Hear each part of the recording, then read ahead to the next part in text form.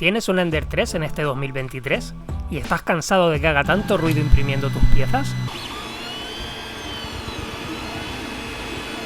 Pues déjame decirte que hay una manera muy sencilla de solucionarlo.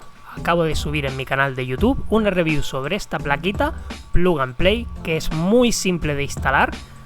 Solamente tenemos que retirar la tapa, quitar la placa antigua, colocar la nueva, ajustar todos sus conectores, atornillar la placa de vuelta en su compartimento, cerrar de nuevo la tapita y ya pasaríamos de esto a esto. Increíble el cambio, ¿verdad? Pues pásate por mi canal de YouTube para ver el vídeo completo. Déjame saber qué te parece en los comentarios y mientras tanto,